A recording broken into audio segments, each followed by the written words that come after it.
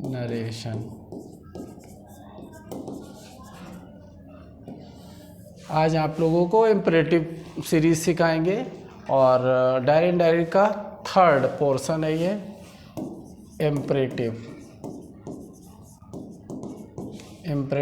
Sentences.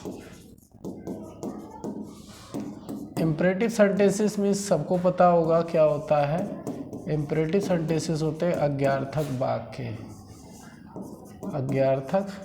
वाक्य। तो इस इम्परेटिव सेंटेंस का सबसे मेन पर्पज़ ये होता है कि आप लोग इसकी मेन हर एक सीरीज़ की आइडेंटिटी पता होनी चाहिए कि इसकी क्या आइडेंटिटी है। जब आइडेंटिटी पता होगी तभी वाक्य को बना पाओगे। इसकी मेन आइडेंटिटी है कि इसमें यू हिडन रहता है। At every cost you hidden मिलेगा, यू हिडन मिलेगा।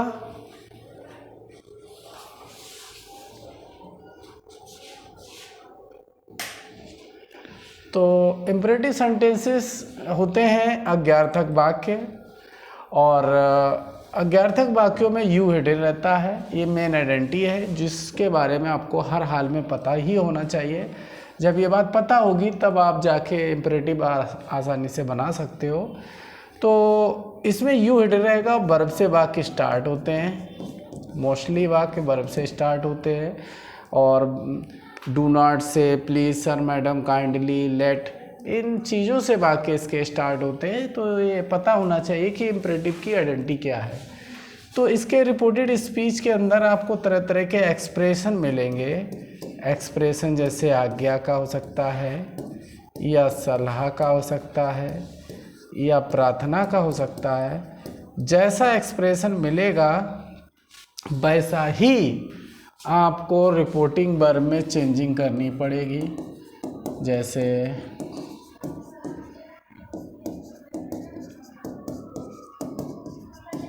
Sad said to, cried cried to को जब वाक्य इम्परेटिव में होगा तो किस में बदलेंगे।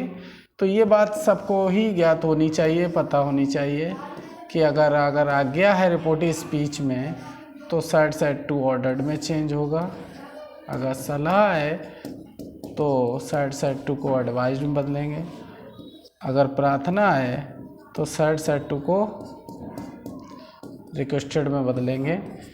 ये चीज़ें लगी होती हैं। कामा हटाने के लिए कंजक्शन लगेगा टू, यहाँ भी टू और यहाँ भी टू कंजक्शन लगेगा।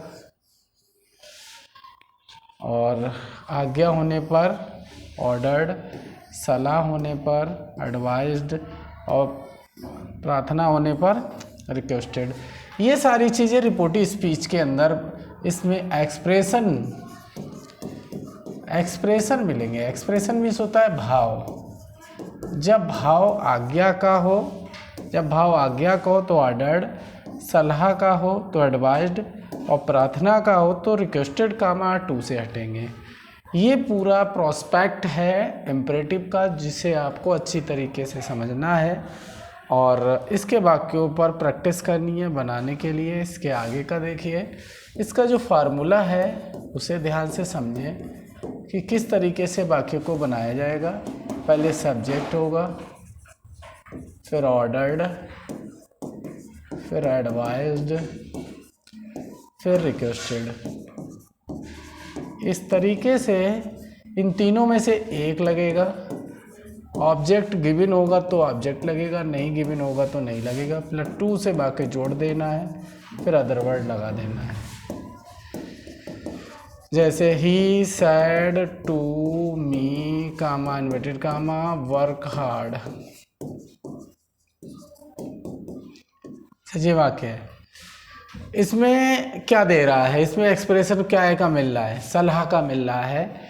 तो इसको देखो कैसे बनाएंगे। ही सेड टू को चेंज करेंगे एडवाइज्ड में और बचेगा मी कामा, दोनों वाक्य जोड़ने के लिए टू, फिर जो शेष बचा वो ऐसे उतार देंगे वर्क हार्ड। ये बन गया indirect.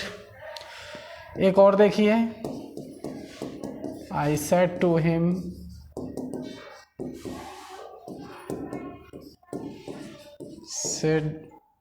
I said to him sit down on your seat.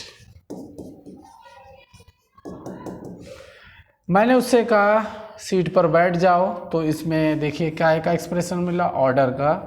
तो इसको देखो ऐसे बनाएंगे, he ordered him to sit down on, your को बदलेंगे हिम से, तो हिज सीट ऐसे बनाएंगे।